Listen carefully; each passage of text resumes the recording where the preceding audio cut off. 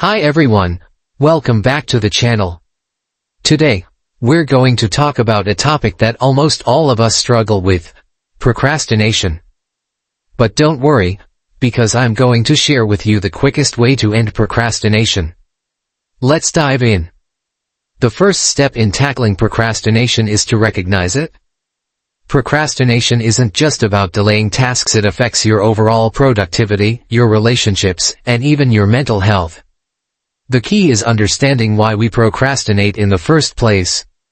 For most of us, it's a way to avoid discomfort, whether that's a tough task, fear of failure, or even boredom. Once you recognize the impact procrastination is having on your life, it's much easier to take that first step toward ending it.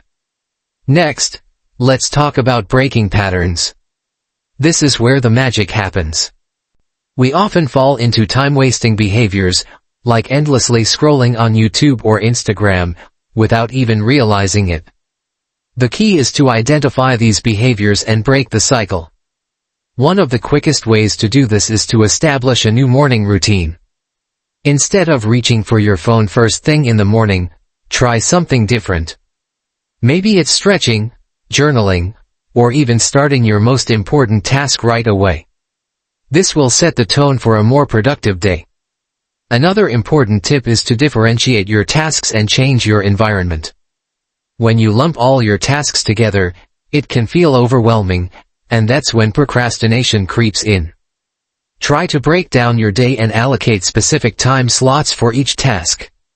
And if you're finding it hard to focus, sometimes all you need is a change of scenery.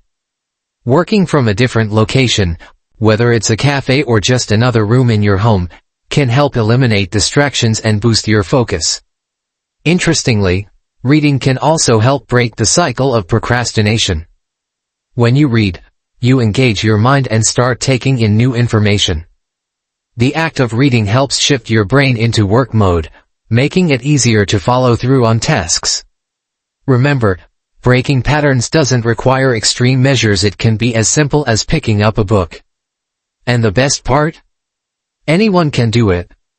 Now, let's talk about fear. A lot of times, we procrastinate because we're afraid of failing, afraid of the task being too difficult, or just afraid of the discomfort. The best way to overcome this fear is by taking small steps. Start small. If you're studying, for example, begin with a single page from a textbook. Before you know it, you'll have tackled more than you thought you could. The key is to embrace discomfort. Face your fears, and you'll find yourself growing and achieving more than ever. To achieve any goal, mental preparation is crucial. Think of yourself as a mountain climber. Your journey is going to be challenging, but it's the mental strength that will push you forward. Don't just focus on physical readiness, make sure you're mentally prepared too. Visualizing your success and staying mentally fit can help you stay on track and overcome obstacles along the way. Another important lesson I've learned is about honesty. Being truthful with yourself and with others is key to avoiding guilt. When we suppress tasks or lie to ourselves about why we're delaying something, it only makes the task feel more difficult and creates a cycle of guilt. Be honest with your loved ones and yourself. It's a small but powerful step towards staying productive. Finally, if you want to stop procrastination for good, start small. It's as simple as that. Break your tasks down into smaller, more manageable steps. This reduces overwhelm and makes it easier to get started. Remember, the hardest part is often just starting. Once you do, momentum will carry you forward.